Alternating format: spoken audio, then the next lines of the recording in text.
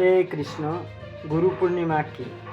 গুরু মানে আধ্যাত্মিক শিক্ষক এবং পূর্ণিমা মানে পূর্ণিমার দিন।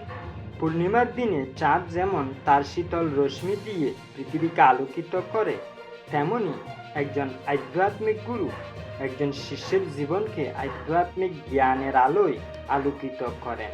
অতএব আধ্যাত্মিক গুরু এখানে চন্দ্রচক্রের পূর্ণিমার দিনের সাথে তুলনা করা হয়েছে। গুরু পূর্ণিমা হলো একটি প্রাচীন ভারতীয় ধর্মীয় ও সাংস্কৃতিক উৎসব, যা সমস্ত আধ্যাত্মিক গুরু এবং জাগতিক শিক্ষকদের প্রতি গভীর শ্রদ্ধা ও কৃতজ্ঞতা জানানোর জন্য নিবেদিত।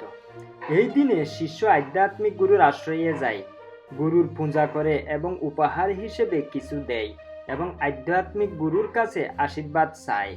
বৈদিক ক্যালেন্ডার অনুসারে এটি আষাঢ় মাসে পূর্ণিমার দিনে পালন করা হয়। ভগবান শিব এই দিনে সপ্ত ঋষিকে তার জ্ঞান প্রদান করেছিলেন, নিজেকে প্রথম গুরু বা আদিযোগী বানিয়েছিলেন। তাই এই দিনটি গুরু পূর্ণিমা নামে বিখ্যাত হয়ে ওঠে। এবং এই দিনে ভগবান বিষ্ণুর সাহিত্যিক অবতার কৃষ্ণ দ্বৈপায়ন ব্যাসদেব এই পৃথিবীতে আবির্ভূত হয়েছেন। তাই এই উৎসবটি ব্যাস পূর্ণিমা নামেও পরিচিত। ভগবান ব্যাসদেব এই দিনে সমস্ত আধ্যাত্মবাদীদের দ্বারা পূজিত হন। ভিডিওটি দেখার জন্য আপনাকে অসংখ্য ধন্যবাদ। কৃপা করে চ্যানেলটি সাবস্ক্রাইব করুন, সাথে বেল আইকনটি অন করে দিন, যাহার ফলে আপনি পরবর্তী ভিডিওর সূচনা পেতে পারেন।